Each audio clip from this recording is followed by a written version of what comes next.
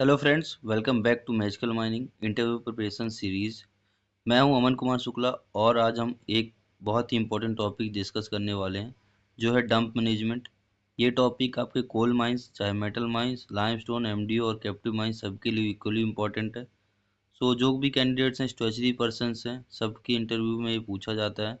तो ये वीडियो को एंड तक ज़रूर देखिएगा क्योंकि मैं बिल्कुल प्रैक्टिकल माइनिंग एक्सपीरियंस नॉलेज जो भी है सबके साथ मैं आपको ये पूरा डिटेल में समझाऊंगा, प्लस ये आपको कुछ क्वेश्चंस भी दूंगा जो कि मोस्टली इंटरव्यू में पूछे जाते हैं।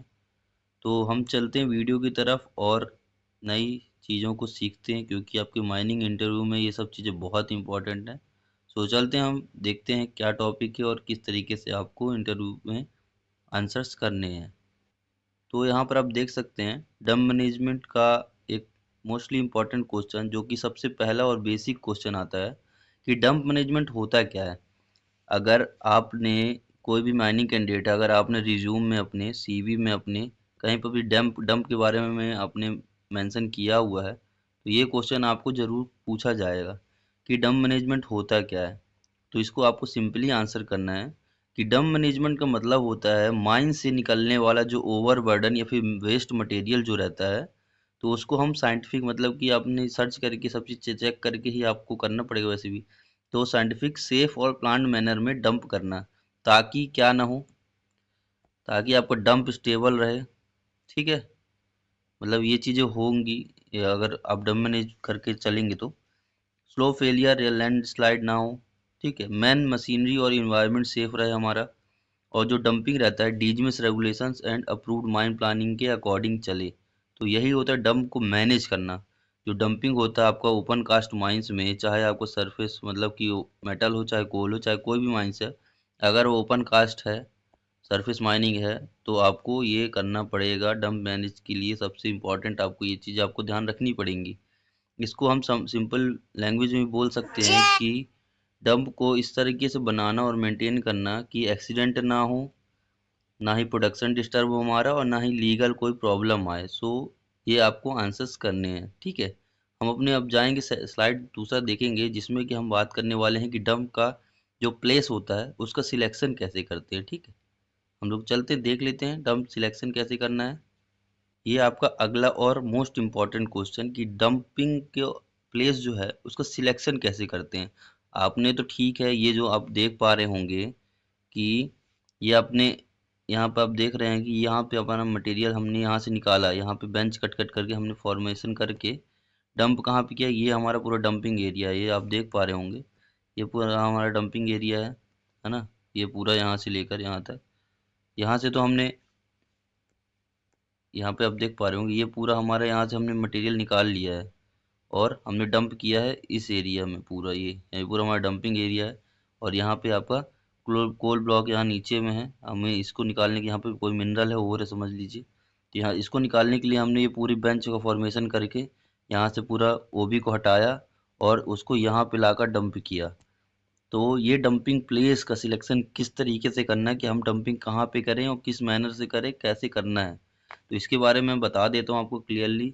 थोड़ा समझा के बताऊंगा कि जिससे कि आपको थोड़ा समझ में आए। फर्स्ट हमारा होता है कि यहाँ पे देख पा रहे होंगे, first choose the dumping place. सबसे पहले हमको डंपिंग प्लेस का सिलेक्शन करना है। So first choose the dumping place का मतलब आप समझिए कि सबसे पहले हमको माइन प्लान के accordingly approved dumping location identify की जानी पड़ेगी। मतलब कि अगर जहाँ पे डंपिंग टेक्निकली और लीगली परमिट है, वहाँ पे हमें अप्रूव्ड डंपिंग लोकेशन आइडेंटिफाई करनी पड़ेगी। मतलब जहाँ पे आपको अनऑथराइज डंपिंग फ्यूचर में लीगल और सेफ्टी इशू जो बनता है उससे आप बच सकें। तो ये हो गया आपका फर्स्ट, आपको डंपिंग लोकेशन आपको आइडेंटिफाई करनी पड़ेगी जो भी अप्रूव प्लान की उससे। देन आपको सेकंड है आपका जियोलॉजिकल रिपोर्ट का स्टडी। तो डंपिंग से पहले जियोलॉजिकल एंड जियोटेक्निकल रिपोर्ट देखी जाती है जिसमें आपका फाउंडेशन स्ट्रेंथ आता है, सॉइल और रॉक का नेचर जो रहता है उसको देखा जाता है, और जो सॉइल वगैरह है या फिर रॉक है आपका, उसकी लोड बीयरिंग कैपेसिटी देखी जाती है। ये मोस्ट इम्पॉर्टेंट है कि आपको जहाँ पे भी डंप करना है तो आपका जो मटेरियल उठाएंगे, वेस्ट मटेरियल जो उठाएंगे, उसका आपको लोड बेयरिंग कैपेसिटी जरूर पता होनी चाहिए, तभी आपको डंप वहाँ पे कर पाएंगे। क्योंकि अगर वीक फाउंडेशन पे अगर डंप बनाएंगे तो फेलियर पक्का हो जाएगा आपका, तो ये चीज़ को आपको इंश्योर करना है। देन आपका आता है third, non over non mineralised area होना चाहिए। देखिए dumping area over breeding zone से बाहर होना चाहिए। यहाँ पे हमारा है, यहाँ पे आप देख पा रहे होंगे, यहाँ पे कोयला है या फिर आपको कोई भी और समझ लीजिए, मिनरल समझ लीजिए। तो इस एरिया से हम डंपिंग बाहर में ही बनाएंगे, कभी भी इसके ऊपर हम डंपिंग नहीं चलाएंगे, क्योंकि हमारा भाई मिनरल का वेस्टेज हो रहा है ना, तो हमें वो चीज़ नहीं करनी है। फ्यूचर में क्या माइनिंग इफेक्टेड ना हो और मिनरल का लॉस ना हो, तो ये चीज़ आपको इसमें ध्यान रखनी है। देन आपका फोर्थ है no over headline. No over headline का मतलब कि डंपिंग एरिया में, यहाँ पे देखेंगे कि अभी इसमें इमेज में नहीं दिख रहा, बट जहाँ पे भी हमारी रोड रहती है, यहाँ पे एक ओवर हेडलाइन लगा रहेगा यहाँ पे, मतलब कि जहाँ पे क्रॉसिंग होता है डंपर्स का, जंक्शंस वगैरह में या फिर आपके रोड में, तो वहाँ पे ओवर हेड लाइन रहती है, इलेक्ट्रिक लाइन रहती है, जो बिजली का खंभे रहते हैं ना, उसी को बोलते हैं। डंपर ऑपरेशन के टाइम आपका ये सीरियस रिस्क हो सकता है, तो इसे आपको इंश्योर करना है। आपने पढ़ा भी होगा, जो डंपर या टिपर वगैरह का आपने देखा होगा कि जब उसकी बॉडी को, ये हमारा डंपर है ना, जब इसकी बॉडी उठती है, यहाँ पे आपकी उसकी बॉडी उठेगी, तो यहाँ पे कोई ओवर हेडलाइन रहती है, तो इसका डिस्टेंस आपको मेंटेन करना है। कितना करना है, देखिए जब सबसे आपका डाला जब उठता है तो इसको 3 मीटर का आपको डिस्टेंस होना चाहिए, ये आपको 3 मीटर ओवर हेडलाइन से, ठीक। देन आपका जो ये आपका हॉल रोड है नीचे में, तो इससे आपकी ओवर हेडलाइन की दूरी जो है, ये आपकी होनी चाहिए 12 मीटर से ज़्यादा, मतलब कम नहीं होनी चाहिए, और यहाँ 3 मीटर से कम नहीं होनी चाहिए। सो ये चीज़ आपको मेंटेन करना है। यही होता है ओवर हेडलाइन, मतलब कि ऊपर बिजली का तार जो जाती है, जहाँ पे क्रॉसिंग होता है, या फिर आप कहीं भी आपने माइंस में देखा हो हॉल रोड में जहाँ पे लाइन क्रॉस हो रही है, तो यहाँ पे आपको ये चीज़ इंस्टॉल करनी है, तो ये आपको देखना है। देन आपका फिफ्थ क्या बोलता है, फिफ्थ आपको बोलता है out of danger zone area. तो डंपिंग प्लेस जहाँ पे पिट का जो एज रहता है, से सेफ डिस्टेंस पर हो। पिट का एज मतलब कि हमारा जो डंपिंग एरिया है, पिट का जहाँ पे आपका माइंस है, एज क्या हो जाएगा, लास्ट पॉइंट, लास्ट पॉइंट है। हमारे मिनरल यहाँ पे पूरा पैक्ड है, हम डंपिंग करेंगे, हमारे इतना मिनरल अंदर में इसकी मिनरल्स है, आपको और कोल बेड है, हम डंपिंग एरिया यहाँ पे कर रहे हैं। इसके एज से हमारा डिस्टेंस मेंटेन पर हो, वर्किंग फेस से दूर हो, है ना, और ब्लास्टिंग इम्पैक्ट का जो जोन है, हमारा ये डंपिंग एरिया हो गया, हमारा यहाँ पे चल रहा है फेस आपका, यहाँ पे ब्लास्टिंग होगा, ठीक है। तो इससे सेफ डिस्टेंस आपको मेंटेन करना है। इससे क्या है, मैन मशीनरी सेफ्टी का इंश्योर होता है, इससे दिक्कत नहीं होती है। देन आपका सिक्स है separate dumping of boulders and OB. OB और बोल्डर्स मतलब कि ओवरबर्डन और बोल्डर्स का क्या है, तो जो आपका लूज ओबी रहता है, लूज ओवरबर्डन रहता है, या फिर आपके बिग बोल्डर्स रहते हैं, बड़े बड़े बोल्डर्स निकल रहे हैं, ब्लास्टिंग भी आप जहाँ पे अच्छा नहीं कर पाएंगे, कहीं पे दिक्कत होती है, तो वहाँ पे बड़े बड़े बोल्डर्स हैं, उसको सेपरेट डंपिंग करना। बोल्डर्स को हमेशा टो पर समझ लीजिए कि ये आपको दिख रहा होगा, यहाँ पर आप देख पा रहे होंगे, ये आपके बोल्डर्स, ये ऐसे आपको एज में टो में, मतलब कि जो आपका बेंच रहता है उसके टो पे आपको रखना है। हमेशा इंश्योर करना है कि आपका जो डंपिंग है, ये आपको समझ लीजिए डंपिंग एरिया है, यहाँ पे मटेरियल गिरा, तो यहाँ पे आपको बोल्डर्स आपको नीचे पे ही रहना है। बोल्डर्स को टो साइड पे डंप करना बेटर होता है। आपका मिक्स डंपिंग से क्या होता है, मिक्स डंपिंग से आपका होता है वॉइड क्रिएट होता है, क्योंकि देखिए अगर वहाँ पे बड़े बड़े बोल्डर्स भी हैं और छोटे छोटे पत्थर्स भी हैं, तो यहाँ बीच में क्या गैप क्रिएट होता है ना, यहाँ बीच में देखिए बीच में गैप क्रिएट होगा जहाँ पे भी, इससे क्या होगा, आपकी जो स्टेबिलिटी है वो रिड्यूस होगी, आपका डंप स्लाइड होने के चांसेस बढ़ जाते हैं। इसलिए हमेशा बोल्डर्स को अलग रखिए, छोटे मटेरियल्स को अलग रखिए, तो हमारा ये सेफ मैनर में वर्किंग होगा। सातवां नंबर क्या बोलता है, away from any water source. जो डंपिंग एरिया अपना, वो आपका रिवर हो गया, नाला हो गया, आपका पॉन्ड हो गया, स्ट्रीम हो गया, तो इस सब चीज़ों से दूर रहे तो बेटर है। नेचुरल ड्रेनेज आपको बना के रखना पड़ेगा, है ना, नेचुरल ड्रेनेज मतलब कि ऑब्स्ट्रक्ट ना करे, है ना, वैसा आपको देखना है। आपको दूर रखना, वाटर सोर्सेज से आपको दूर रखना, मेंटेन करके रखना। अगर वाटर सोर्स के पास डंपिंग से क्या होता है, देखिए दिक्कत क्या होती है, आपका इरोजन हो जाएगा, मिट्टी क्या है, तो मिट्टी छन के बह के चली जाएगी, पॉल्यूशन क्रिएट होगा, और डंप स्टेबिलिटी पे भी आपका दिक्कत आएगी। तो ये आपको देखना है। ठीक, ये चीज़ आपको 7वां नंबर यही बोलता है कि आपको वाटर सोर्स से दूर ही आपकी डंपिंग होनी चाहिए। देखिए, आपसे एक सिंपली आंसर दे सकते हैं कि सर, डंप फेल होने का रीज़न ज़्यादातर गलत डंप लोकेशन होता है, इसलिए डंपिंग प्लेस सिलेक्शन सबसे क्रिटिकल स्टेप होता है डंप मैनेजमेंट। ये आप डायरेक्टली बोल सकते हैं इंटरव्यूअर को कि सर, यहाँ पे दिक्कत इसी चीज़ से होती है कि हमारा अगर सही से अगर चूज़ नहीं कर पाए डंपिंग प्लेस, या फिर जियोलॉजिकल रिपोर्ट सही नहीं हुआ, या फिर ओवर हेडलाइन वगैरह दिक्कत है, जोन आउट ऑफ जोन, मतलब कि out of danger zone area में नहीं है, तो भी हमारा दिक्कत होता है। वाटर सोर्स से बहुत बड़ा दिक्कत होता है, स्लाइड होता है, आपको सबसे ज़्यादा खतरा आपको वाटर से ही है। ठीक है, ये हो गया। देन हम आपका अगला स्टेप देखते हैं कि अगला क्वेश्चन क्या बोलता है, डंप मैनेजमेंट माइनिंग में क्यों ज़रूरी है। ये बहुत अच्छा टॉपिक है, और ये क्वेश्चन आते ही हैं, क्वेश्चन किए भी जाते हैं इंटरव्यू में कि इसका मतलब क्या है, डंप मैनेजमेंट माइनिंग में ज़रूरी क्यों है। सो इसको आपको किस तरीके से आंसर देना है, मैं आपको बता देता हूँ कि इसका आंसर आपको डायरेक्टली देना है, सर, कि डंप स्टेबल रहे और फेलियर ना हो। हमें इसलिए डंप को मैनेज करके रख चलना पड़ता है, और हमारी मेन मशीनरी और डंपर जो है वो मूवमेंट उसका सेफ रहे।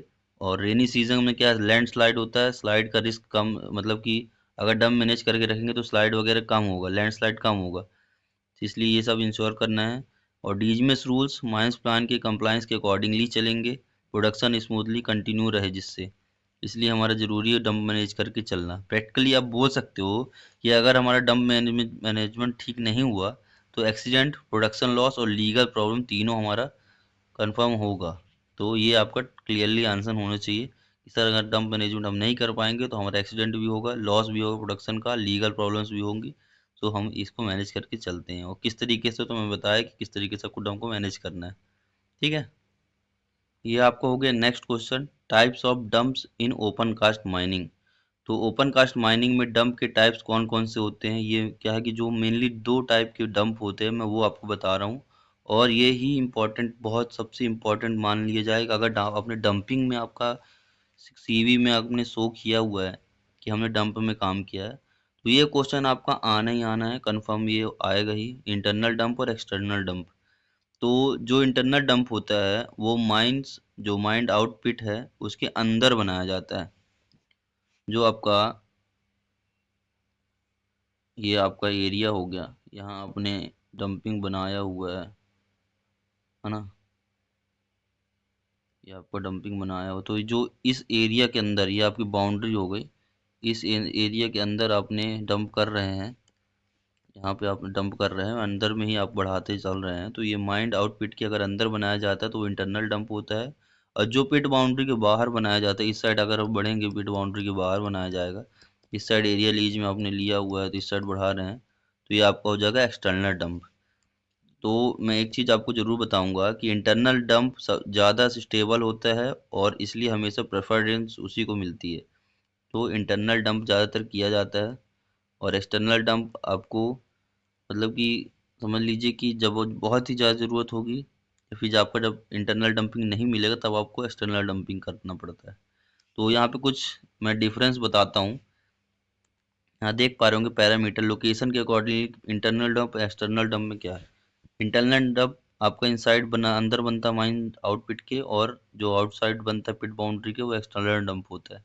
स्टेबिलिटी क्या है, आपका इंटरनल डंप मोर स्टेबल होता है, और जो एक्सटर्नल डंप होता है, वो जो बाहर बनाया जाता है, वो कंपेरेटिवली लेस स्टेबल होता है। वो क्या, हाइट ज़्यादा रहेगी एक्सटर्नल डंप की, क्योंकि बाहर साइड बनाया जाएगा।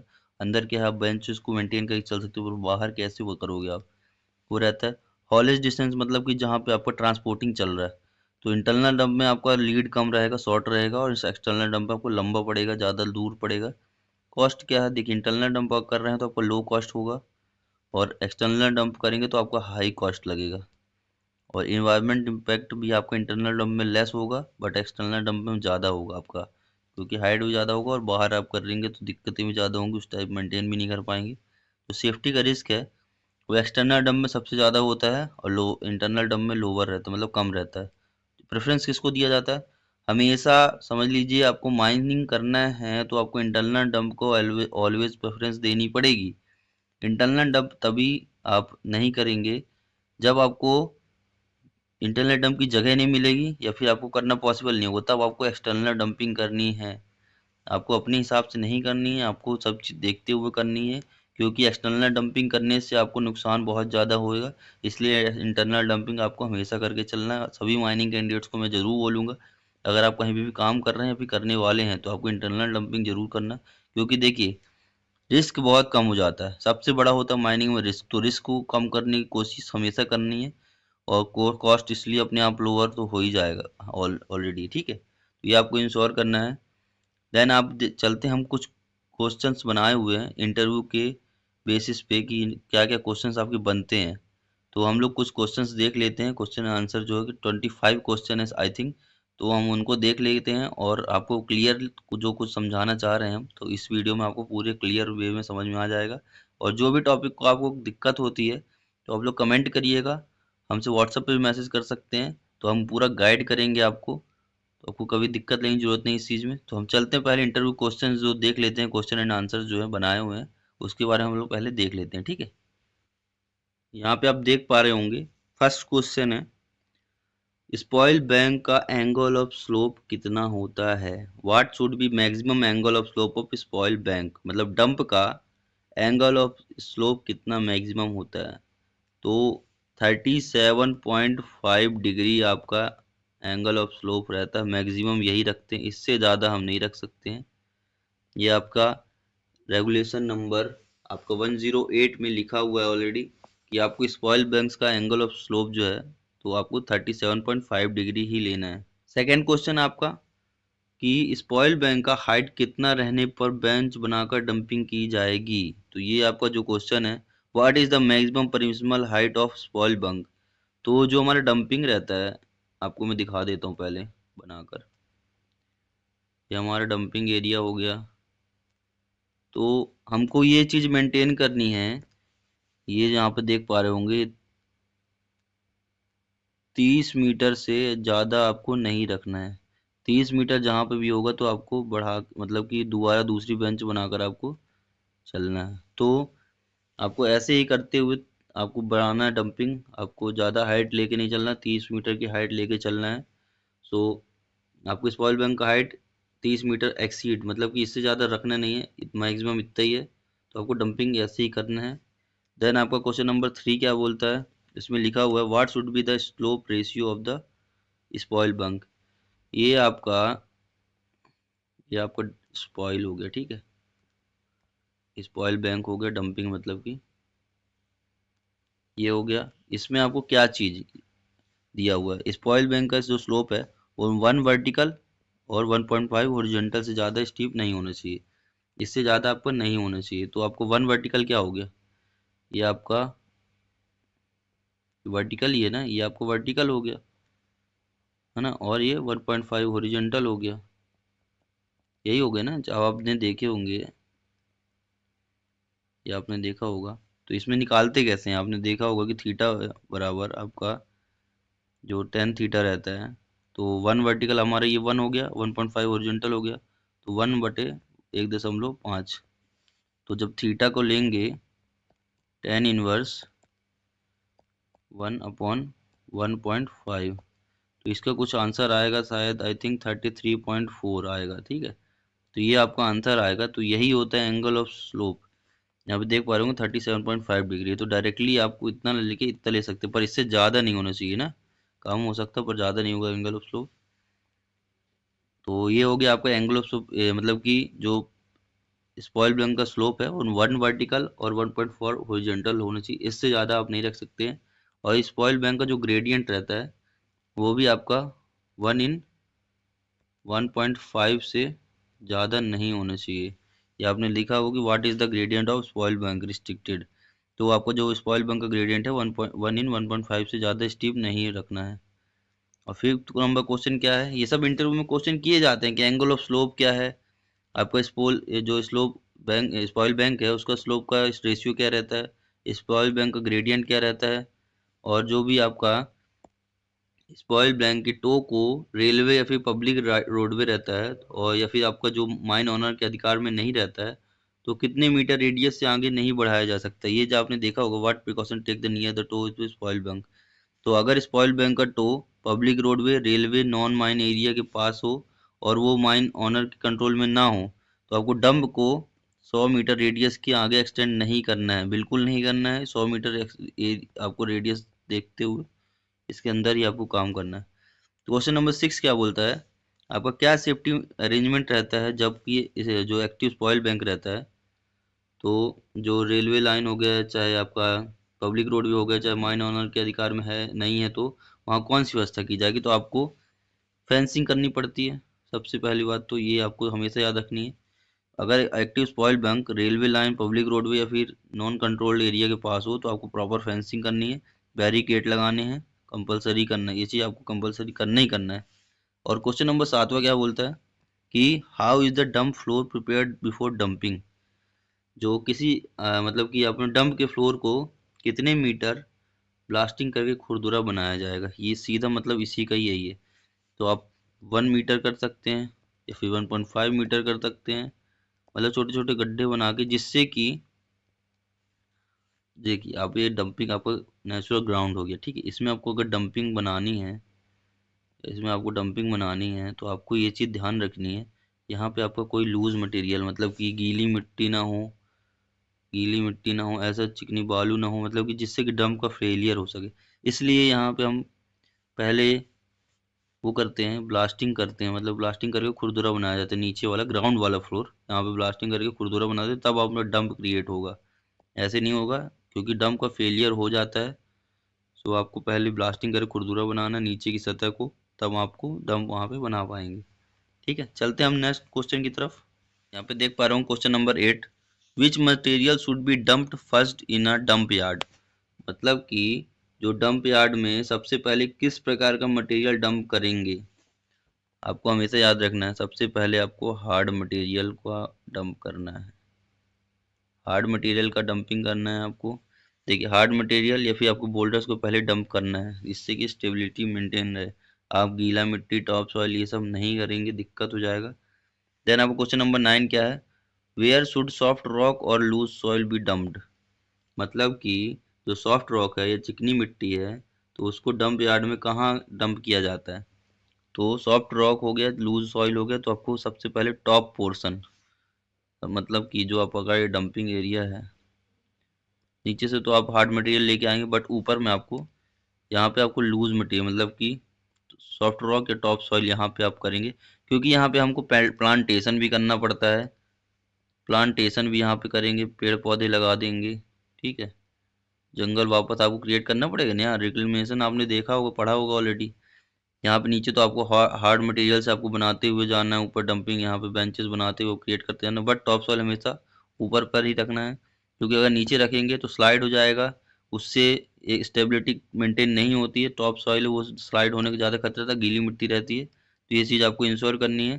देन आपका क्वेश्चन नंबर 10 क्या बोलता है, how is water accumulation around dump prevented. मतलब कि डंप यार्ड के चारों तरफ पानी जमा ना हो, इसके लिए क्या किया जाएगा। इसके लिए आपको सीधे सीधे वाटर गार्लेंड बनाना पड़ेगा, वाटर गार्लेंड बनाना पड़ेगा, ठीक है।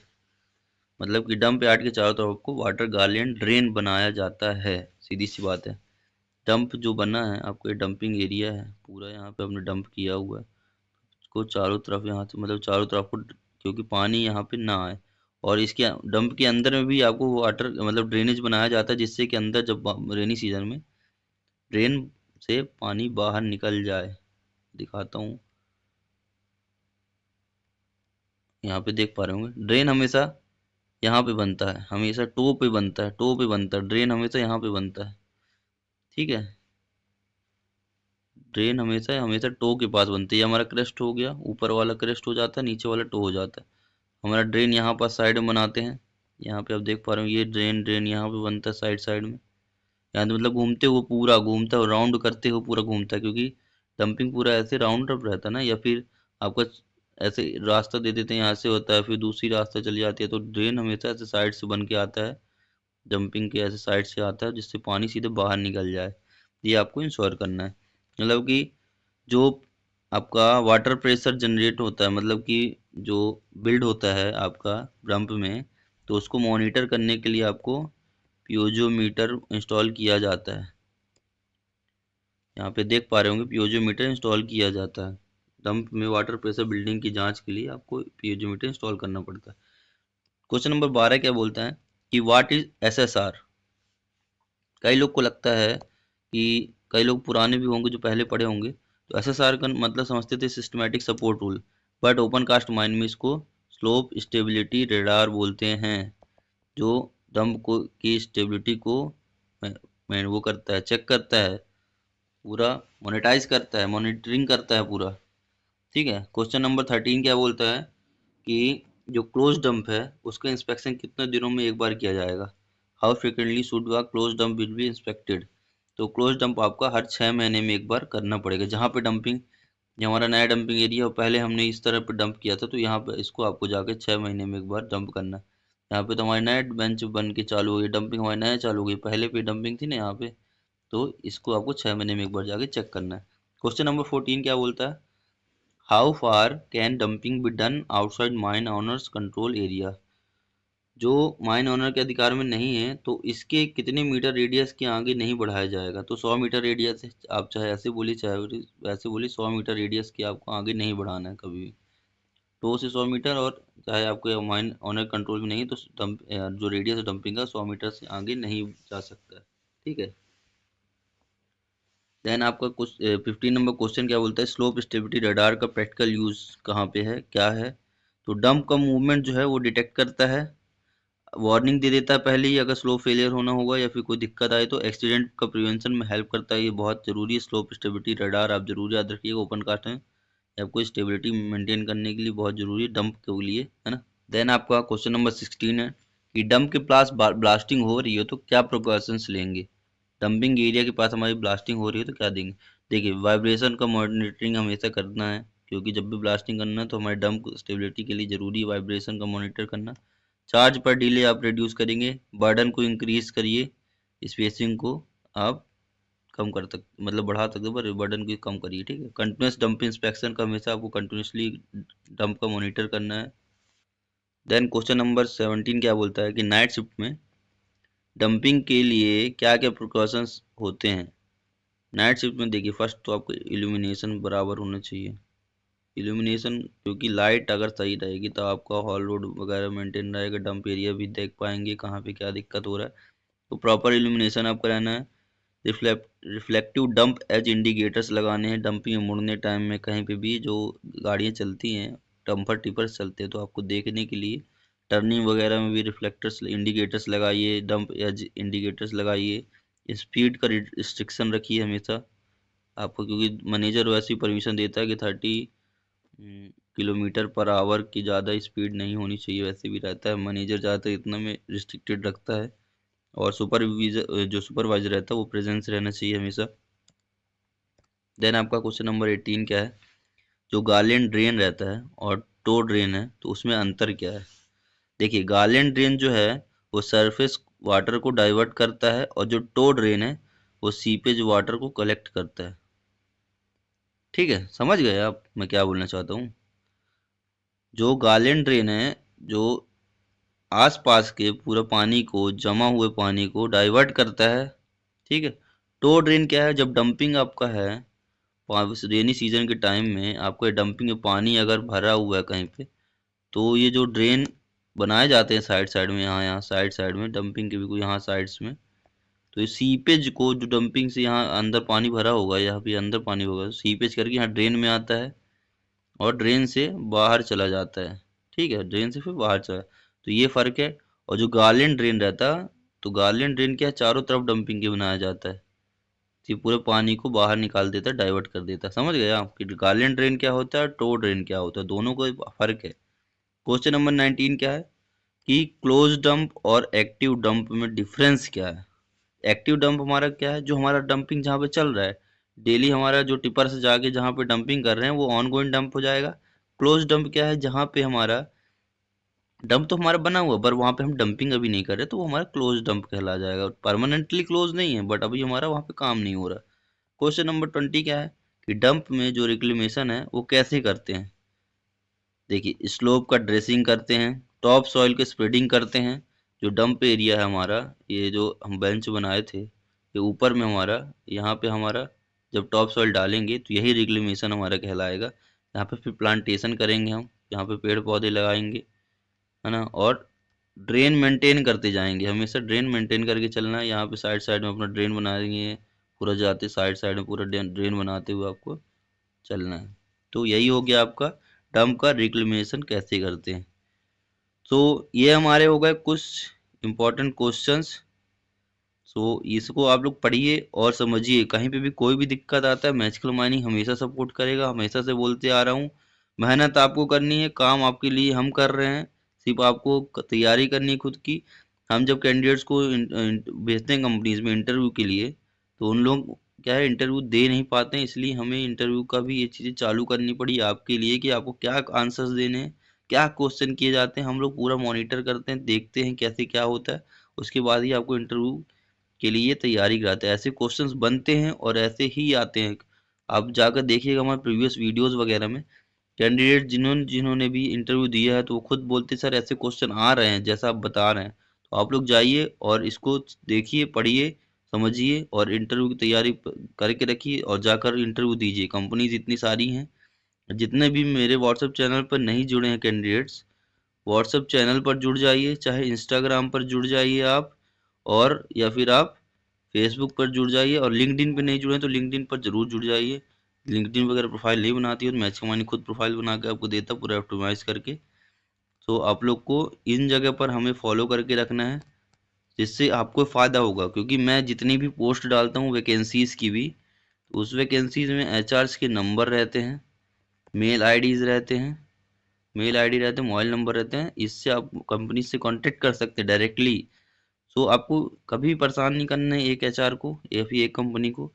आप पूरे एक डेटा रखिए कंपनीज को कलेक्ट करके कि ये मेल आईडी इसका, ये मेल आईडी इसका, ये नंबर इसका, ये नंबर इसका। इसको कलेक्ट करिए, मंथ में एक बार आप इसको मेल करिए। क्योंकि देखिए इतने सारे वायोलेशन होते हैं, मैं आपको क्लियरली बता रहा हूँ। माइंस हमेशा बिना वायोलेशन से कोई चला भी नहीं पाता। वायोलेशन थोड़ा बहुत कहीं ना कहीं होता ही है। तो जो भी स्टैचुरी पर्सन्स हैं उनको अच्छा मौका मिलेगा, क्योंकि वायलेशन होता है, वर्कर्स नहीं रखे जाते। फिर एकदम से जब डीजीएमएस बोलता है तो कंपनीज फिर वायलेशन को सही करने के लिए वो स्टैचुरी पर्सन्स रखती है। तो आप लोग को एक अच्छा मौका मिल जाएगा। तो आपकी तैयारी बरकरार रखिए, कोई दिक्कत नहीं, जरूरत नहीं, आज नहीं तो कल सबकी जॉब लगेगी। कोई ऐसा खाली नहीं बैठेगा, सबका काम चलेगा, सबका काम होगा। आपने किया है तो वो रास्ता अपने आप दिखेगा। तो आप लोग हमसे जुड़े रखिए, हमें फॉलो करिए, जरूर करिए। क्योंकि मैजिकल माइनिंग कोई ऐसा ना ही पैसा लेता, ना ही आपका कुछ ऐसी अदर एक्टिविटीज़ जिससे आपको दिक्कत जाए। हम लोग आपके लिए काम कर रहे हैं। मैं ऑलरेडी माइनिंग इंजीनियर हूँ तो मैं समझता हूँ आपकी चीज़ों को। आप लोग हमसे जुड़ के रखिए और हमारे साथ अपडेट रहिए। हमें लाइक करिए, शेयर करिए, सब्सक्राइब करिए और अपने फ्रेंड्स तक भी पहुँचाइए इस चीज़ों को जो मैं बताता हूँ। कभी भी ऐसे मतलब जाया मत जाने दीजिए। मुझे एक नया एरा स्टार्ट करना है जो सारे माइनिंग कैंडिडेट्स को एक नई रास्ता लेकर जाएगा। तो आप लोग हमारे साथ जुड़े रहिएगा। Thank you so much, keep updated with us.